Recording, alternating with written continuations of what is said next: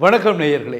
எங்கள் வீடுகளில் செல்வம் தழைத்தோங்க வேண்டும், வறுமை வரக்கூடாது என்றால் கண்டிப்பாக சில விஷயங்களை நாங்கள் பின்பற்றியே ஆக வேண்டும். என்னென்ன விடயங்கள் என்பதை பற்றி நாங்கள் இந்த காணொளியில் பார்க்கலாம். முதலாவதாக உங்களுடைய சமையலறை.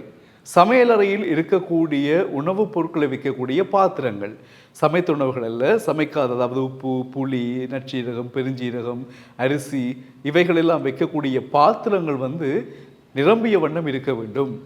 உப்பு காலியாக இருக்கக்கூடாது, வெறும் பாத்திரமாக இருக்கக்கூடாது. உப்பு வைக்கக்கூடிய பாத்திரம், புளி வைக்கக்கூடிய பாத்திரம், அரிசி வைக்கக்கூடிய பாத்திரம், இவ்வாறு முக்கியமான சமையலுக்கு தேவையான பொருட்கள் வைக்கக்கூடிய உபகரணங்கள் வெறுமையாக இருக்கக்கூடாது. குறிப்பாக செவ்வாய் வெள்ளிக்கிழமைகளில் வெறுமையாக இருக்கக்கூடாது.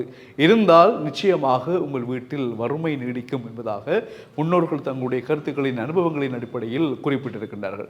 அதே போல தண்ணீர் குடங்கள், சமையலறையில் இருக்கக்கூடிய தண்ணீர் குடங்கள், இப்பொழுதுதான் தண்ணீர் குடங்கள், பானைகள், வாளிகள் எல்லாம் சமையலறைக்குள் வைப்பதில்லை. என்று சொன்னால் சிங்கி இருக்கும், பேப்பர்ட்டா கண்டு எடுக்கிறோம், குடிக்கிறோம். ஆனால் உண்மையில் அந்த பாத்திரங்கள் இருக்க வேண்டும், அதற்குள் தண்ணியும் இருக்க வேண்டும்.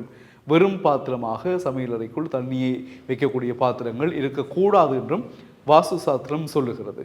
அதே போல மிக முக்கியமாக இன்னொரு விடயம் என்னவென்று சொன்னால், உங்களுக்கு ஏதாவது விசேஷமான காரியங்கள் வருகிறது, ஒரு மங்களகரமான காரியங்கள் வருகிறது, பண்டிகைகள் வருகிறது என்று சொன்னால், அடிப்படையாக முக்கியமாக உப்பு என்பது முக்கியமான பொருள். இது உப்பு போத்தல் அல்லது உப்பு வைக்கக்கூடிய பாத்திரங்கள் எம்டியாக, ஃப்ரீயாக இருக்கக்கூடாது. கட்டாயமாக உப்பு இருக்க வேண்டும். இது தவிர நீங்கள் குளியலறை, உங்களுடைய பாத்ரூமில் வாளிகள் இரவு நேரத்தில் வெறும் வாளியை வைக்கக்கூடாதாம்.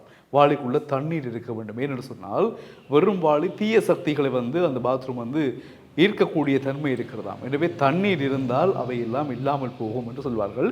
இதனுடைய தாக்கம் தான் என்னவோ, மரணச் சடங்குகள் ஒரு வீட்டில் நிகழ்ந்தால் இரவில் வாளியில தண்ணியை வச்சு வாசலில் கொண்டு வைப்பாங்க இல்லையா? அதற்கு காரணம் சொல்வார்கள், வார ஆத்மாக்கள் தண்ணீர் பருகினால் அந்த வீட்டை சபிக்காமல் ஆசீர்வதித்து விட்டு செல்லும் என்பதற்காக தண்ணீர் வைக்கின்ற வழக்கம் இந்து மதத்தில் இருக்கிறது.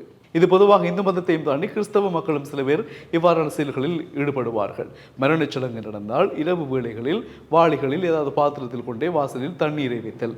எனவே இந்த நடைமுறைகள் எங்கள் வீட்டில் வறுமையை ஒழிக்கக்கூடியதாக இருக்கும். குறிப்பாக நான் சொன்னது போல சமையலறையில் இருக்கக்கூடிய உணவுப் பொருட்களை வைக்கக்கூடிய பாத்திரங்கள், தண்ணீர் வைக்கின்ற பாத்திரங்கள், குளியலறையில் நீங்கள் வைக்கக்கூடிய வாளிகள் எல்லாம் தண்ணீர் நிரம்பியதாக இருக்க வேண்டும். எனவே உணவும் நீரும் கண்டிப்பாக எங்கள் மனிதனுடைய உயிர் வாழ்க்கைக்கு மிக முக்கியமானது. எனவே இந்த உணவு, நீர் போன்றன எப்பொழுதும் காலியாக, வெறுமனே ஃப்ரீயாக இருக்கக்கூடாது. அதுக்குள்ளே ஏதாவது கொஞ்சமாவது இருக்க வேண்டும் என்கின்றது வாஸ்து சாஸ்திரம். இது நம்பினவர்களுக்கு மகிழ்ச்சி உண்டாகும், செல்வம் திளைக்கும். இல்லை என்றவர்களுக்கு வறுமை இருக்கும். ஆனால் அவர்கள் ஏற்றுக்கொள்ளவே மாட்டார்கள் இறுதி வரைக்கும்.